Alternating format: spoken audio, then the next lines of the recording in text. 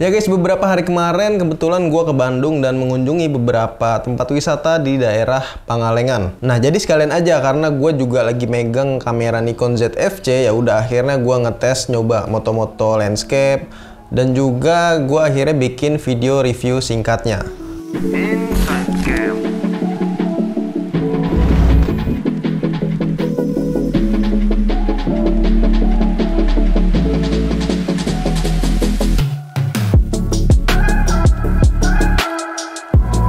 Kali ini gue jauh-jauh datang ke daerah Pangalengan ya, tepatnya di Taman Langit, tempat wisata, dan untungnya kali ini cuacanya agak cerah.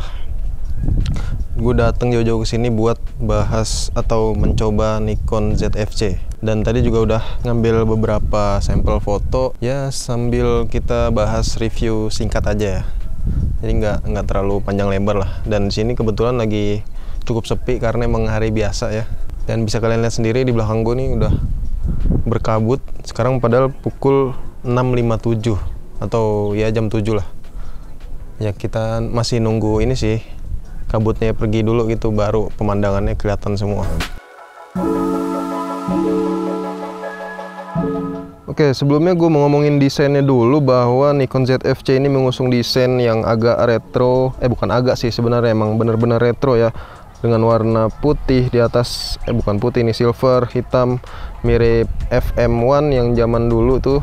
Kalau kalian Nikon lovers pasti tahu lah ya. Jadi ini gue menggunakan lensa 1650 3.5. Layarnya bisa di flip untuk selfie ataupun vlogging. Terus juga settingannya ini cukup banyak ya. Gue suka banget nih kalau Nikon ada metering exposure di sini, dan ada layarnya kecil ini buat diafragma. Lain sebagainya nih, ada ISO juga di sini dan mode pengambilan gambarnya. Terus untuk port-portnya di sini ya hampir lengkap sih. Tapi sayangnya di sini belum ada jack headphone. Kalau baterai sama memori dia di bawah. Di sini juga ada WiFi dan Bluetooth untuk transferring data. Sebagai informasi tambahan aja, kalau soal desainnya sih gue suka banget ya model retro kayak gini, karena pastinya anti mainstream dan nggak pasaran. Di bawah-bawah pun makin nambah kece sih fotografernya. Bahannya terbuat dari aluminium, menjadikannya agak sedikit berbobot, sekitar 445 gram. Berasa kamera pro aja sih ini makanya. Tapi karena handle grip depannya rata kayak gini, buat kegiatan fotografi yang cukup mobile, misalnya nyetrit, harus ekstra hati-hati megangnya. Kalau landscape kan bisa ditaruh ke tripod, tapi kalau nggak salah sih Nikon nyediain juga grip tambahannya yang kejual terpisah. Oke, bener ya kata si Om NC bahwa harusnya sih cocoknya ZFC ini harusnya masih bisa digunakan, menggunakan maksudnya sensor yang full frame, karena bodinya ini cukup besar. Beda dengan Z50 yang harganya padahal hampir setara ya, beda-beda tipis lah sama ZFC. Tapi ya ini apa boleh buat, karena ini masih APS-C. Mungkin banyak juga dari kalian yang mempertimbangkan Z50 dibanding ZFC ini. Mungkin ya, menurut gue sih ya yang jadi pertimbangan yang nomor satu sih desainnya sih emang.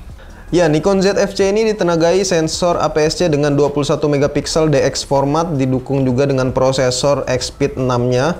ISO maksimal itu bisa sampai 51.200 dan bisa di boost hingga 204.800. Dan burst shot-nya ini up to 11 fps.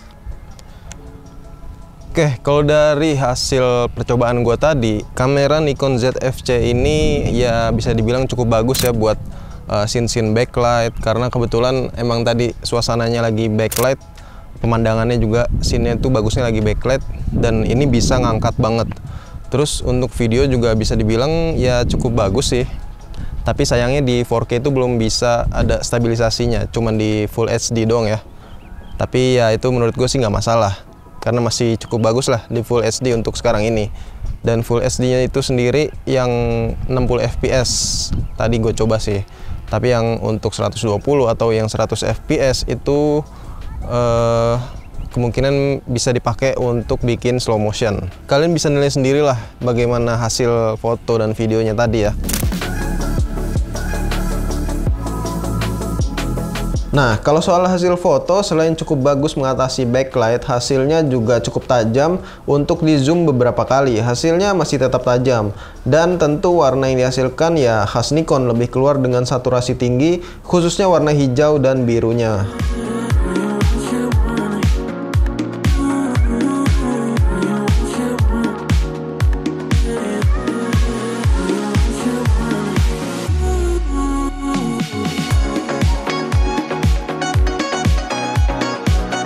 Oke, selain buat foto-foto, kamera Nikon ZFC ini juga cocok banget buat ngevlog ya, karena layarnya ini bisa di flip dan hasilnya juga cukup bagus. Bisa kalian lihat hasil suaranya lumayan kedengeran dengan baik, walaupun hanya menggunakan mikrofon bawaan. Backlight tadi, sorry. Walaupun menggunakan mic bawaannya doang ya, tapi suaranya juga udah cukup baik. Stabilisasi ada, cuman yang digital dia di Full HD 1080 aja. Tapi kalau untuk 4K-nya dia belum bisa pakai, belum kerasa stabilisasinya sih. Dan kalau buat video maksimal sih bisa 4K 30 fps, walaupun kamera ini lebih ke fotosentris. Hebat sih dia bisa 4K sesuai standar kamera video sekarang. Atau kalau gue sih lebih sering pakai yang Full HD-nya aja dengan 120 fps, 100 fps atau 60 fps-nya. Sayangnya stabilisasi di bodinya emang belum ada karena masih mengandalkan stabilisasi dari si lensanya. Makanya gue bilang kamera ini lebih ke fotosentris sih. Jadi kalau saran gua, kalau mau lebih stabil sih pakai gimbal. Autofokusnya juga berjalan mulus dengan 209 poin hybrid AF dengan kecepatan penguncian yang masih cukup baik.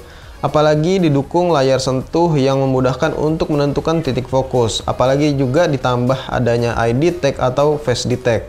Dan walaupun ukuran baterai dan dayanya cukup minimalis, 300 foto gua rasa cukup untuk penggunaan sehari-hari kamera ini.